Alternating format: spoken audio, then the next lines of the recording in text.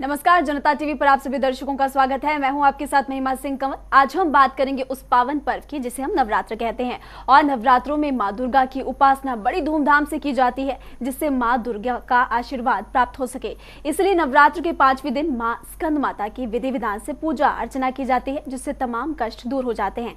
आज हमारे साथ स्टूडियो में मौजूद है ज्योतिषाचार्य संयमी जी। संयमी जी, बहुत बहुत स्वागत है आपका हमारे इस खास कार्यक्रम में। नमस्कार।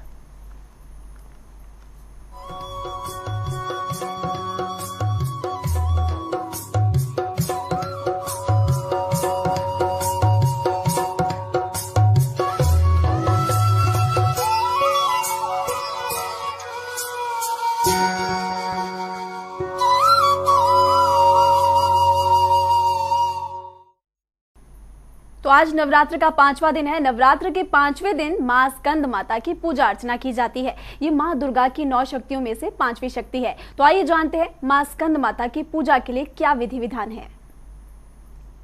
दुर्गा आरती है मां, सिंहासन गता नित्यम पद्माश्रित कर्तव्या, शुभदास्तु सदा देवी स्कंद माता यशस्विनी। नवरात्रि के 5वें दिन स्कंद माता की पूजा की जाती है। देवासुर संग्राम के सेनापति भगवान स्कंद की माता होने के कारण मां दुर्गा के 5वें स्वरूप को स्कंद माता के नाम से जाना जाता है। देवी स्कंद माता की पूजा के लिए पूजा स्थल जहां पर कलश स्थापित हो, वहां पर स्कंद माता की मूर्ति या फिर तस्वीर की स्थापना करनी चाहिए। मां स्कंद माता को फल और फूल चढ़ाने चाहिए और साथ ही साथ धूप दीप जलाकर उनकी पूजा अर्चना करनी चाहिए। ऐसा माना जाता है कि पंचोपचार विधि से देवी स्कंद माता की पूजा करना बेहद फलदायक होता है। स्कंद माता की 4 भुजाएं हैं और इनकी दाहिनी तरफ की ऊपर वाली भुजा में भगवान स्कंद गोद में है। इनकी दाहिनी तरफ की नीचे वाली भुजा जो ऊपर की ओर उठी हुई है, उसमें कमल पुष्प है। बाई तरफ की ऊपर वाली भुजा वर मुद्रा में रहती है, तो वहीं नीचे वाली भुजा जो ऊपर की ओर उठी हुई है, उसमें कमल पुष्प विराजित रहता है। ये कमल के आसन पर भी विराजमान रहती हैं और इसी के कारण इन्हें पद्मासना देवी भी कहा जाता है।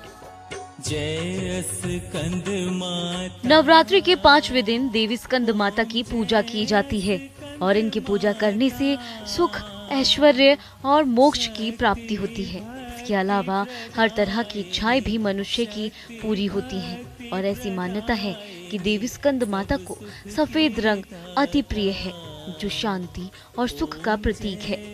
ज्योतिषीय मान्यताओं के अनुसार देवी स्कंद माता बुध ग्रह को नियंत्रित करती हैं। देवी की पूजा से बुध ग्रह के बुरे प्रभाव कम होते हैं। ये देवी अग्नि और ममता की प्रतीक मानी जाती है और इसलिए अपने भक्तों पर सदा प्रेम आशीर्वाद की कृपा बरसाती रहती हैं। स्कंद माता हमें सिखाती है कि जीवन स्वयं ही अच्छे बुरे के बीच एक देवासुर संग्राम है और हम स्वयं अपने सेनापति हैं। हमें सैन्य संचालन की शक्ति मिलती रहे, इसलिए मां स्कंद माता की पूजा आराधना करनी चाहिए। इस दिन साधक का मन विशुद्ध चक्र में अवस्थित होना चाहिए, जिससे कि ध्यान, चित्त और वृत्ति एकाग्र हो सके। ये शक्ति परम शांति और सुख का अनुभव कराती है। तेना निज भक्ति।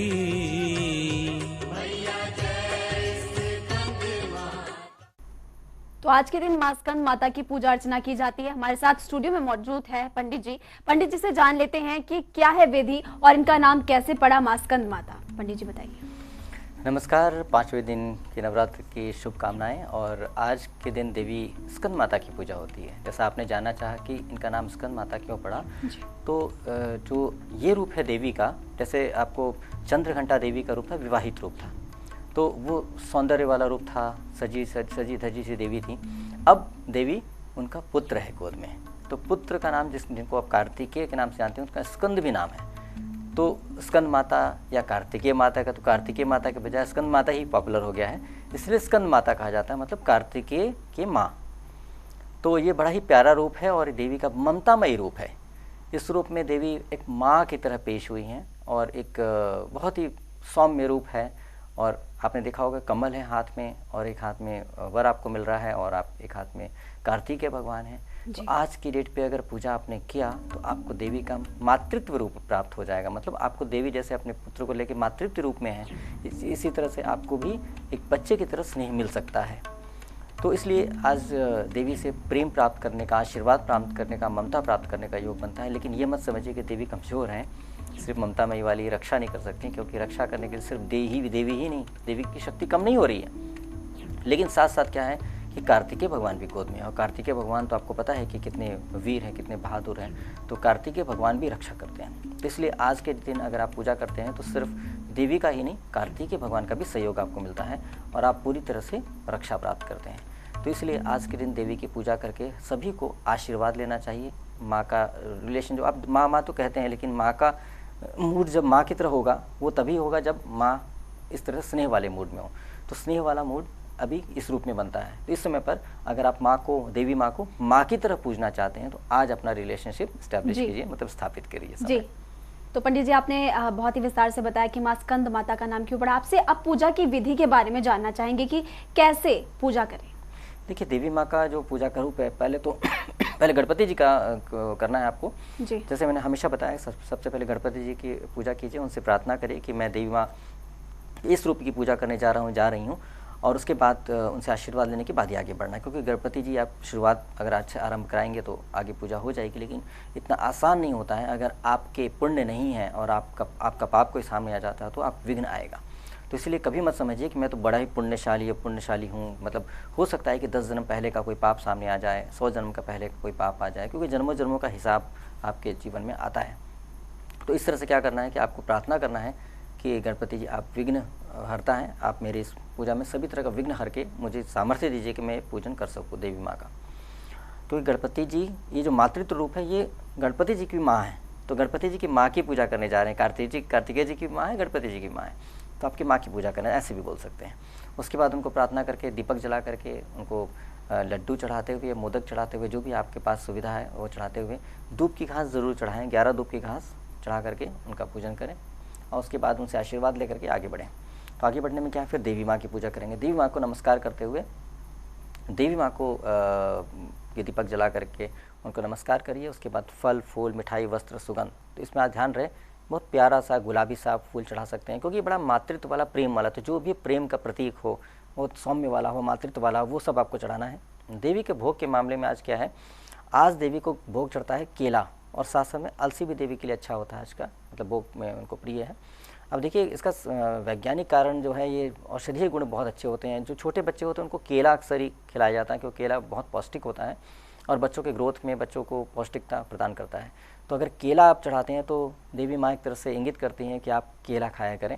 तो अगर आप केला रेगुलर खाते हैं तो आपका स्वास्थ्य ठीक रहता है। और अलसी भी बहुत अच्छा ओमेगा 3 होता है इसके अंदर, तो इसलिए आप अगर दोनों चीज़ सेवन करते हैं तो बहुत अच्छा रहेगा। तो देवी माँ को आप ये भोग लगाएं, साथ में अपनी प्रिय चीज़, एक तो देवी माँ को जो पसंद है वो चढ़ाया, हो सकता है आपको कोई बहुत प्रिय लगता हो कि बहुत अच्छी लगती हो मिठाई या कोई ऐसी चीज़, तो वो देवी माँ को चढ़ाएं। इस तरह से बहुत भाव से करें। तो इसमें क्या है कि फल, फूल, मिठाई, वस्त्र, सुगंध चढ़ाते हुए देवी माँ को नमस्कार करते हुए बहुत आदर से कहें कि हे देवी माँ, मेरे अब तक के सारे जन्मों के पापों दोषों के लिए मुझे क्षमा करें और कृपा करके मुझे अपना स्नेह, आशीर्वाद और प्रेम प्रदान करेंगे। एक बच्चे की तरह मुझे अपने पुत्र की तरह प्रेम प्रदान करें, या पुत्री की तरह मुझे प्रेम प्रदान करें। ऐसा करने से क्या होगा, देवी माँ का प्रेम आपको प्राप्त हो जाएगा, तो आप हमेशा रक्षित रहेंगे। कोई भी बच्चे के लिए माँ और बच्चे का संबंध बहुत गहरा होता है और माँ कुछ भी करने के लिए तैयार होती है। ये अनकंडीशनल लव होता है, ये बहुत ही दुर्लभ होता है किसी के लिए प्राप्त हो पाना, जो माँ को प्राप्त होता है। तो इसलिए अगर आप माँ से इस तरह का स्नेह प्रेम प्राप्त कर लेते हैं, तो अगर ज़िंदगी में कभी भी आपको तकलीफ होती है और माँ को आपने पुकारा हृदय से, तो निश्चित तौर पे आपको रक्षा प्राप्त होती है। और देवी माँ के आपको पता ही बहुत सारे रूप हैं, ऐसा नहीं कि स्कंद माता के रूप में आपने उनके साथ संबंध बना लिए, एक माँ का बेटे का संबंध बना, तो वो संबंध उतने में रहेगा। वो जब ज़रूरत पड़ेगी तो कभी वो काली बन के आ जाएंगी, कभी वो कालरात्रि बन के आ जाएंगी, कभी दुर्गा बन के आ जाएंगी। इसलिए जब जैसी आवश्यकता पड़ेगी अपने बच्चों को रक्षा करने के लिए कैसा भी रूप धर सकती हैं, इसलिए अपने आप को सुरक्षित महसूस कीजिए। और साथ साथ कार्तिकेय भगवान जो है, कार्तिकेय भगवान गोद में बैठे हैं, वो भी बहुत ही पावरफुल हैं, बहुत ही पावरफुल हैं। तो जब कोई संकट आता हो तो इस रूप में ज़्यादातर कार्तिकेय भगवान मदद करते हैं। पहले माँ मातृत्व रूप में उनको आशीर्वाद देती होती हैं, तो इसलिए ये रूप बहुत ही पावरफुल होता है। तो इसलिए ऐसे प्रार्थना करके उनका जाप कीजिए। जाप करने के लिए आपको मैंने बताया है एक मंत्र जो है बहुत मतलब आसान है, अगर आप ठीक से अभ्यास कर ले तो, और हर दिन आप उसको कर सकते हैं। वो मंत्र है ओम ऐम ह्रीम क्लीम चामुंडाय विच्चे। यह मंत्र वाइब्रेशन के साथ, जैसे मैंने बोला, बिल्कुल वाइब्रेशन के साथ कीजिएगा, बहुत गा के नहीं बोलना है, मंत्र की तरह बोला जाता है, उसका उच्चारण सही होना चाहिए। उसके बाद बोलिएगा कि ये भी बोल सकते हैं कि माँ स्कंद माता देव्ये नमः, या देवी स्कंद माता देव्ये नमः, या ओम स्कंद माता देव्ये नमः। ये सिंपल नमस्कार करने का, स्तुति करने का, नमस्कृति करने का बहुत तरीके हो सकते हैं। उसके बाद ये भी बोल सकते हैं या देवी सर्वभूतेषु माँ स्कंद माता रूपेण संस्थिता नमस्तस्यै नमस्तस्यै नमस्तस्यै नमो नमः। ये भी हो गया, मतलब सभी जीवों में, सभी या देवी सर्वभूत, सभी जीव आत्माओं के अंदर जो स्कंद माता के रूप में विद्यमान देवी हैं उनको मैं नमस्कार करता हूँ या करती हूँ। तो इससे क्या है कि मतलब जब ये सभी चराचर जीव जगत में जहाँ पर वहाँ स्कंद माता के रूप में हर आत्मा के अंदर विद्यमान है, कहते हैं ना अहम ब्रह्मस्मि, हमारे अंदर ब्रह्मात्मा स्थित है। तो इसी तरह से देवी भी सभी आत्मा में स्थित हैं। तो इस तरह से ऐसे भाव से अगर आप करते हैं तो देवी को बहुत मान देते हैं कि मतलब आप चराचर जगत में स्थित हैं, उनको एक व्यापक रूप की व्याख्या करते हैं, जिससे आपको हर तरह से, हर आत्मा से आपको सहयोग मिलेगा, ऐसा बन जाता है। क्योंकि माँ उनको माना, और माँ को माना कि हर जगह स्थित हैं, तो हर व्यक्ति आपको प्रेम प्रदान करेगा, आशीर्वाद प्रदान करेगा माँ की तरह से। तो कितना आसान हो जाएगा जीवन। तो इसीलिए ऐसी कोशिश करना बहुत अच्छा रहेगा। जी, तो पूजा की विधि के बारे में आपने बहुत ही विस्तार से बताया पंडित जी, और जानना चाहेंगे शुभ मुहूर्त के बारे में। अगर कोई बाय चांस सुबह पूजा नहीं कर पाता तो और क्या समय है जिसमें पूजा कर सकते हैं? देखिए, अभिजीत मुहूर्त का समय होता है सुबह। अगर आप नहीं कर पाते सुबह, तो सूर्योदय के बाद से आप पूजा कर सकते हैं। वैसे पंचमी लग गई है तो, लेकिन क्या है कि आप सूर्योदय में दोपहर का समय जो होता है, दोपहर के समय आप पूजा कर सकते हैं। दोपहर का समय सबसे शुभ रहता है, क्योंकि दोपहर के समय अभिजीत मुहूर्त होता है। तो दोपहर से 24 मिनट पहले, 24 मिनट बाद का जो समय होता है, वही समय आपका अभिजीत मुहूर्त होता है। इस समय पर आप पूजन कर सकते हैं। और ये इंटरेस्टिंग बात ये है कि आपका सारा दिन जो है वो अब पंचमी पड़ रहा है, तो मतलब शाम तक पंचमी पड़ रहा है, शाम के बाद भी मतलब रात तक। ये अभी आपने देखा होगा कि चतुर्थी तिथि का 6 हुआ, तो उसकी वजह से क्या होता है, ये 6 क्यों होता है, एडजस्टमेंट किया था ताकि वो समय शुद्धि हो जाए। तो अभी समय पूरा बीच बीच में आधा आधा होता है ना अक्सर, तो वो होने के बजाय पूरा समय मिल जा रहा है। तो ये बहुत अच्छी बात है कि पूरे दिन अगर आपको समय दिन में सुबह नहीं मिल पाया तो आप दोपहर को कर लें। अच्छा तो समय सुबह से लेकर दोपहर तक का होता है, मतलब अभिजीत मुहूर्त तक का होता है। लेकिन फिर भी अगर आपको समय मिल गया बाद का, पहले का नहीं मिल पाया, तो आप बाद में भी पूजा करेंगे, क्योंकि पंचमी लगी रहेगी। और बस ध्यान रहे कि राहु काल में अवॉइड करें, राहु काल में पूजा न किया करें। हर दिन 1.5 घंटे का काल राहु काल होता है। राहु काल में किया गया कार्य नॉर्मली सफल नहीं होता है, वो खंडित हो जाता है। तो इसीलिए आप अवॉइड कीजिए राहु काल, बाकी टाइम में पूजन करिए। क्योंकि देखिए ऐसा है कि आप देवी माँ के भक्त हैं, आपको कुछ नहीं होगा, कुछ नहीं होगा, अच्छी बात है, चलिए कुछ नहीं होता है, लेकिन आपको नुकसान तो होगा ही होगा कुछ। और देवी माँ नहीं, और ज्योतिष में क्या, ईश्वर की ज्योतिष से आपको ज्ञान मिला है ये चीज़ें कि ऐसा ना करिए। तो आप एक तरफ से तो परमात्मा की बात मानते हैं, एक तरफ से नहीं मानते हैं, तो मान लीजिए कि जिस समय नुकसान हो रहा है उसमें पर नहीं करें तो अच्छा रहेगा। और जिसमें फ़ायदा हो सकता है तो ज़्यादा समय का फ़ायदा उठाइए। जिसमें पे हो सकता है, बेस्ट हो सकता है, उसमें पे कीजिए। जिसमें नहीं हो सकता उस समय को त्याग दीजिए। तो इस तरह से करके आप सारे दिन फ़ायदा उठा सकते हैं और अच्छे से पूजन कर सकते हैं। एक बात और बताना चाहेंगे कि इस समय जब नवरात्रि चल रही है तो नवरात्रि कहते हैं इसको। रात्रि मतलब रात्रि, दिन नहीं। तो इसलिए क्या होता है, रात्रि में विशेष पूजा होती है। लोग क्या करते हैं, सुबह पूजा करते हैं और आराम से शाम के टाइम पे कुछ नहीं करते हैं। कोशिश कीजिए कि संध्या काल में जैसे ही अंधेरा होने लगता है, रोशनी जब आप बत्तियाँ जलाते हैं तो दीपक जरूर जलाएं। दीपक प्रज्वलित करना बहुत ज़्यादा ज़रूरी है। अगर आप हर नवरात्रि को ऐसा करेंगे तो आप पवित्रता को घर में बुलाते हैं। अपने पाप का नाश करने में आपको आसानी होगी। पाप का नाश करने से आपके जीवन में सुविधा होगी, इसलिए आप पाप का नाश करिए, उसको दीपक जला करके प्रार्थना करिए। तो सांध्य के समय जरूर दीपक जलाएं। और अगर संभव है तो अखंड ज्योत जलाते हैं तो अखंड ज्योत भी जलाएं। अखंड ज्योत में ध्यान रहे कि अखंड ज्योत में आप इस तरह से रखें कि दीपक किसी पंखे से या किसी चीज़ से बुझ न जाए। और ये भी ध्यान रखें कि किसी वजह से कोई चूहा या कोई ऐसा जीव जंतु उसको गिरा न दे, क्योंकि ऐसा बहुत सारी घटनाएं घट चुकी हैं जिसमें चूहे ने दीपक को गिरा दिया और पूरे घर में आग लग गई। ऐसा हुआ है, तो होगा कोई पूर्वजन्म का दोष जिसकी वजह से ऐसा होता है। लेकिन फिर भी मेरा धर्म है कि आपको बताएं कि अपने सावधानी का भी ध्यान रखना है। अगर ऐसा है कि आपके यहाँ ऐसे दिक्कतें आती हैं, चूहे परेशान करते हैं, तो ऐसे में क्या कीजिए कि एक बड़े से थाली लीजिए, उसमें पानी भरिए और कटोरी को उल्टा करके रखिए, उसके ऊपर दीपक रख दीजिए। तो अगर दीपक गिरा भी, पहले तो वहाँ तक पहुँच नहीं पाएगा चूहा पानी पार करके, लेकिन अगर हुआ भी, कोई भी किसी वजह से गिर भी गया दीपक, तो पानी में जाएगा और आपके घर में आग नहीं लगेगी। तो इस तरह से आप अखंड ज्योत जला सकते हैं और जला करके आप उसका लाभ उठा सकते हैं। चूँकि अग्नि सबसे पवित्र है, अग्नि बहुत पवित्र है, तो अगर पवित्र चीज़ की स्थापना आप देवी माँ के साथ साथ करते हैं तो देवी माँ का जो पूजा स्थान है वो भी पवित्र होने लगता है और आपके घर में भी पवित्रता फैलती जाती है। और दीपक को आप हर जगह, वहाँ तो अखंड ज्योत तो एक जगह पर रख देंगे, लेकिन आप दीपक जला करके हर कमरे में घुमाया करें, और धुआं भी आप जो धूप का होता है धुआं अगर चारों तरफ घुमाया करें तो उससे आपके घर में पवित्रता आएगी। तो इन सब चीज़ों का विशेष ध्यान रखिए, तो इससे आपको काफ़ी लाभ मिलेगा। जी पंडित जी, रंगों का हमारी जिंदगी में बहुत महत्व होता है। कलरफुल जिंदगी सभी को खूबसूरत लगती है। जानना चाहेंगे कि आज के दिन कौन से रंग के वस्त्र पहनकर पूजा करें? देखिए, देवी माँ का रूप ये मातृत्व वाला रूप है, तो प्रेम वाला वस्त्र पहने जो बहुत प्यारा सा हो, जो एक माँ अपने बच्चे के साथ, एक जो माँ होती है अपने बच्चे के साथ होती है तो बहुत प्यारा सा, खुशी वाला होता है, उमंग वाला होता है। जैसे लाल हो गया, गुलाबी हो गया, लेकिन बहुत ज़्यादा चटकीला नहीं, क्योंकि बच्चे को तकलीफ होती है। तो बच्चे के लिए माँ बहुत अच्छे कपड़े पहनती है, ऐसे कपड़े बच्चे को चुभ न जाए, बच्चे को तकलीफ ना हो जाए, या फिर उसको आँख ने चौंधिया है, तो ऐसे मतलब ऐसे वस्त्र अच्छे पहने, सौम्य वस्त्र पहने। ध्यान रहे काला वस्त्र ना पहने, भूरा वस्त्र ना पहने, डल वस्त्र ना पहने। इन वस्त्रों में बहुत उदासी होती है। उदासी जैसे वस्त्र तो पहननी नहीं चाहिए स्त्री को, क्योंकि स्त्री के जीवन में बड़ी जिम्मेदारियां होती है, उसका खुश रहना बहुत जरूरी है। स्त्री प्रेम का प्रतीक है, और स्त्री अगर खुद खुश नहीं है, खुद उसके अंदर हृदय में प्रेम नहीं है, तो बच्चों को प्रेम नहीं दे सकती, अपने पति को प्रेम नहीं दे सकती, अपने बुजुर्गों को प्रेम नहीं दे सकती है। क्योंकि अगर स्त्री में प्रेम है और स्त्री प्रेम बिखेर सकती है तो पूरे घर में खुशियाँ रहती हैं। तो इसलिए अच्छे वस्त्र पहने, खूब सौम्य बढ़िया प्यारे वस्त्र पहने, और साथ साथ सुगंध का भी इस्तेमाल करें बहुत अच्छा, और वो भी नेचुरल सुगंध का इस्तेमाल करें। और साथ साथ आपने बताया मैंने केला के लिए, अलसी के लिए, दूध भी गाय का, देशी गाय का जो दूध होता है वो, जिसको A2 मिल्क भी कहते हैं, उन दूध का भी इस्तेमाल कर सकते हैं। देवी को अगर आप सिर्फ केला चढ़ाने में आपको लग रहा है कि नहीं ऐसे कैसे केला चढ़ा सकते हैं, तो आप केले के दूध में केला मैश करके उनको चढ़ा सकते हैं। साथ में आपको लग रहा है नहीं और कुछ करना चाहिए तो आप शक्कर डाल सकते हैं, क्योंकि पिछले सारे रूप में जो जो चीज़ें आई हैं वो सब आप डाल सकते हैं, क्योंकि देवी को सब प्रिय हैं ये चीज़ें। तो ये मातृत्व रूप है, लेकिन देवी का और रूप में भी तो वो वैसी चीज़ें पसंद करती रही हैं, तो वो सब चीज़ें देवी से संबंधित आप चढ़ा सकते हैं, उससे बहुत फ़ायदा होगा। और अलसी का जहाँ तक सवाल बनता है, अलसी सिर्फ यूं ही नहीं चढ़ाइएगा, अलसी को थोड़ा सा भून लीजिएगा, हल्का सा रोस्ट करने के बाद उसको ग्राइंड करके, और उसको गुड़ के साथ, देशी गुड़ जो बिल्कुल पावरफुल गुड़ होता है, या फिर शक्कर पिछले रूप में देवी का है ना, तो देशी शक्कर जिसको खांड भी कहते हैं, उसके साथ मिक्स करके देवी को आप पंजीरी की तरह से देवी को चढ़ा सकते हैं। वो एक तरीका होता है, डिसेंट तरीका होता है कि देवी की प्रिय चीज़ आप किस तरह से बना के चढ़ा रहे हैं। तो इस तरह से आप देवी को चढ़ाएंगे तो बहुत ही अच्छा, एक हाई रिस्पेक्ट वाली बात हो जाती है। तो इस तरह से करके देवी को भोग लगाएंगे तो बहुत ही अच्छा रहेगा। और इस समय पर देवी को सुगंध, मतलब तेल भी चढ़ाना चाहिए, जैसे कि चमेली का तेल देवी को बहुत प्रिय होता है, तो देवी को चमेली का तेल भी चढ़ाएं। ऐसे करके जो भी चीज़ आपको लगता है कि एक माँ को देना अच्छा रहेगा, वो सारी चीज़ें आप, मेवे के लड्डू वगैरह चढ़ा सकते हैं। तो इस तरह से एक माँ को जिस तरह से जो चीज़ें पौष्टिकता के तौर पे अच्छी रहेंगी तो वो बहुत अच्छा रहेगा। देवी माँ को आप भाव प्रकट कर पाइएगा और देवी का आशीर्वाद ले पाइएगा। जी पंडित जी, हर कठिनाई को दूर करती है माँ स्कंद माता। युवाओं के लिए माता की पूजा करने से क्या फायदा मिलेगा, और महिलाओं के लिए भी?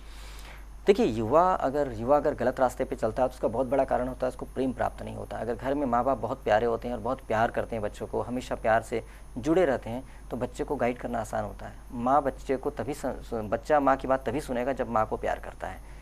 बच्चा पिता की बात तभी सुनेगा जब उसको प्यार करता है। जिससे बच्चा प्यार करता है उसकी हर बात मानता है, उसे जो कहा जाए वो करता है। इससे आप बच्चे को उस रास्ते पे चला सकते हैं जिस रास्ते पे चलना चाहिए।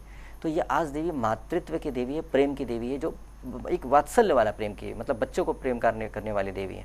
तो इसलिए क्या है कि इस रूप में अगर प्रेम प्राप्त होता है, बच्चे को प्राप्त होता है, तो और देवी की आराधना करता है बच्चा, मतलब एक लड़का आराधना करता है या यंग लड़का ही आराधना करता है, तो उसको माँ से प्रेम प्राप्त होना या स्त्रियों से माँ के रूप में प्राप्त होना। दोस्त की माँ भी आपको प्रेम कर सकती है कि बेटा कैसे हो करके, वो माँ की तरह प्यार कर सकती है। सभी दोस्त की अगर माँ एक बच्चे को प्यार करती है माँ की तरह से, तो उसको बहुत ख्याल रखेगी, उसको चाय नाश्ता भी कराएगी, खाना भी खिला देगी।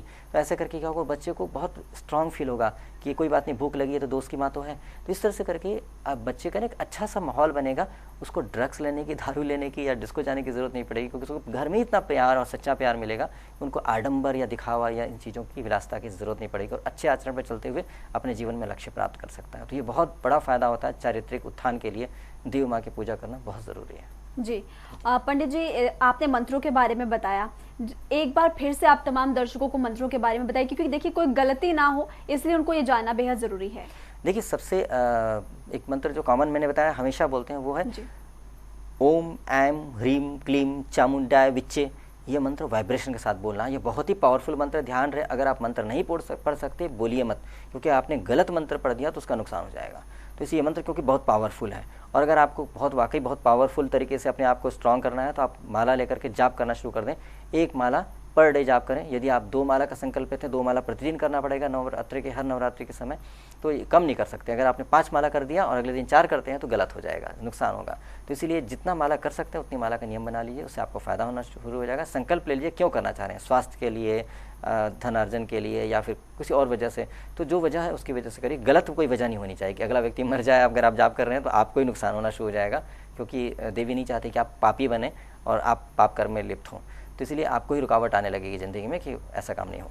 दूसरा है एक मंत्र, या देवी सर्वभूतेषु माँ स्कंद माता रूपेण संस्थिता नमस्तस्यै नमस्तस्यै नमस्तस्यै नमो नमः। ये सबसे प्यारा, मुझे सबसे प्यारा लगता है कि मतलब कितना अच्छे से नमस्कार करने का तरीका है। सभी जीव जगत के अंदर परमात्मा, मतलब सभी आत्मा के अंदर देवी माँ स्कंद माता के रूप में विद्यमान है। ये किसी भी देवी के लिए किया जा सकता है, दुर्गा सप्तशती में ऐसा है। तो इसलिए ये सबसे प्यारा होता है, सबसे अच्छा भाव के साथ होता है, गा करके आप कर सकते हैं। इसमें कोई टफ कोई वर्ड ऐसा नहीं है। और उसके बाद नमस्कार करने के लिए एक मंत्र है जो ओम माँ स्कंद माता माता देव्ये नमः या ओम स्कंद माता नमः ऐसे करके। तो आप ये कोई है नहीं कि फिक्स नहीं है कि आप ऐसा करें, क्योंकि आप सिद्धि नहीं करने जा रहे हैं, आप कोई तांत्रिक प्रयोग नहीं करने जा रहे हैं। अगर तांत्रिक प्रयोग करेंगे उसमें देखना पड़ेगा कि कौन सा मंत्र किस तरह से बोलना है, ओम कब बोलना है, कैसे करना है। तो उतने कॉम्प्लिकेशंस में मत जाइए, क्योंकि गलती हो जाएगी तो गड़बड़ हो जाएगा। तो इसलिए आप उतना कॉम्प्लिकेशन में जाने के बजाय सिंपल मंत्र कीजिए, देवी को प्रसन्न कीजिए, बच्चे बनिए, गुड बॉय बनिए, गुड गर्ल बनिए। उससे आप देवी को ज़्यादा आसानी से प्रसन्न कर पाएंगे। जैसे रामकृष्ण परमहंस ने देवी माँ को बहुत कोई फॉर्मेलिटी नहीं किया था, बस प्यार करते थे और बहुत ज़बरदस्त प्यार करते थे और देवी माँ तुरंत प्रकट हो जाती थी। तो इस तरह से आप करेंगे तो ज़्यादा अच्छा रहेगा। हाँ, ये कि पूजा कंप्लीट होने के बाद ज़रूर क्षमा मांगे कि देवी माँ जैसा मुझे पता लगा, जैसा मुझे समझा, जैसे मैंने, अब जैसे आप जनता टीवी में देख रहे हैं, जैसे मैंने जनता टीवी में देखा, जैसे मैंने सही में जी ने बताया, ऐसे से क्या बोल सकते हैं, उस तरह से मैंने किया है। यदि कोई भूल चूक हो कि मैं मनुष्य हूँ जी, मनुष्य गलतियाँ होती हैं, मुझसे भी गलती हुई, तो मुझे कृपा करके क्षमा करके मुझे आशीर्वाद दीजिए, अपना प्रेम दीजिए और सामर्थ्य दीजिए, ज्ञान दीजिए कि मैं आपकी पूजन ठीक से कर सकूं। इस तरह करके क्षमा मांगिए। और बाद में पूजा कंप्लीट होने के बाद जल को भूमि पे गिराइए और टच करिए 2 फिंगर से और उसे माथे पे लगाएं। ओम शक्राय नमः, ओम इंद्राय नमः। ये ओम शक्राय नमः बोलने से भी काम चलेगा या ओम इंद्राय नमः बोलने से भी काम चलेगा, या दोनों बोल दीजिए।